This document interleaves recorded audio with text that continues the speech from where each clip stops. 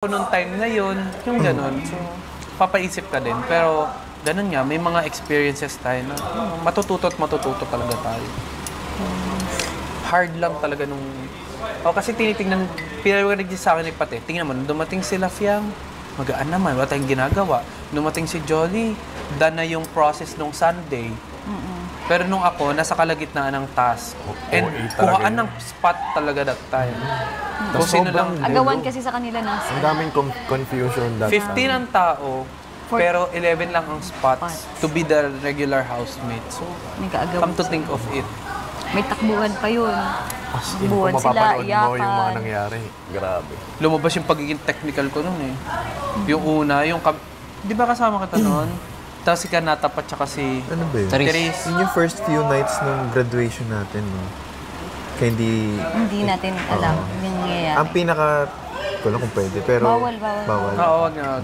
Kaya mo nasabi sa akin. Pagka ano ka na, yung di mo alam kung bawal, wag na lang. Oo, always follow your... Pwede ba to? Wag na lang, ganon. Magigets naman yan ng mga tao. Next time na lang, mga ganon, next time. Ba't masahin kami mo? Wala lang, walang hangin. Yun, matindi nun. Talagang technical ako. Grabe ako mag-decide nun. 4 kami nila Kanata, Teresa kasi diyan. Sabi ko, pasan nyo yung bola sa kanilang 11. Pilian nun eh, kasi di ba 11 na sila, 4 na lang kami. Tapos, dahil nga patunayan yung spot, ang pumasok talaga sa isip ko, hindi nating 4 iti-trigger yung 11 kasi magkakampihan yan, lugi tayo. Parang halimbawa, agawin ko yung, for example lang, agawin ko yung spot ni Patrick. Siyempre, pagtatanggol yung spot niya, pero the rest, ipagtatanggol din si Patrick. So, lugi. Sabi ko, 4 lang kami. 4 lang kami. Sabi ko talaga kay Ladino, pasan natin yung bola sa kanila. Nag-strategy kami doon. Sabi ko sa kanila, ganito na lang. Sino sa inyo yung least deserving? Tapos sabi, sino yung sa tingin yung most deserving? Switch. Ganon. Yeah, tapos, sobrang sakit nun. Ganyan. Ang daming nangyari. Pero ako, nakatingin lang talaga. Cold heart lang. Sabi ko, bahala kayo dyan mag-decide. Kasi syempre, ako nun eh. I need to get in din eh. Pero sabi ko, pagkakatiwala ko, as long as si Patrick merong slot, I don't care. Nakaganon na, syempre alam ko eh. So, syempre, batan si Dylan yung lumamang nun. Biglang may mga nag-contest. Iba na naman ang system. Ayaw nila. Sige, ganito. Syempre, I always think of a system eh. Kasi syempre, part yun ng undergrad ko as an engineer. We always create system. Sige, ibayin natin yung system. Binalik nila yung mga alcohol. Sige, bigayan, ganyan.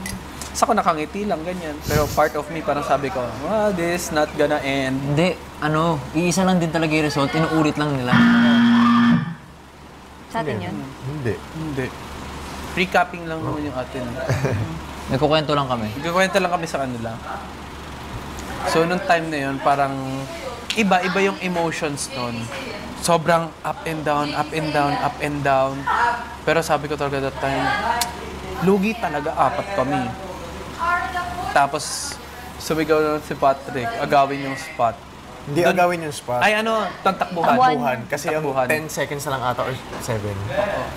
Kasi mindful kasi naman may kami sa nakapunta na time. doon. May nag-tie din kasi. So, from the start, uulitin kasi may nag-tie. I mean, mag-voting. So, wala nang time. Sila doon. Run. Saan?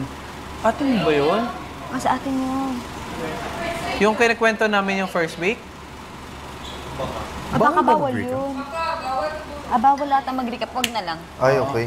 Sorry, kuya. Totoo ba? or baka dapat yung Hindi pagkarating na lang nila. Oo, yun na lang. Anyway, Anyway, Mag-re-reform anong na-feel mo? Sa rule book, di ba, na pag may bago, Nakalimitize. parang... Acclimate, Oo. oo, clip. Para maka, ano sila, Maka-adjust. habol sa mga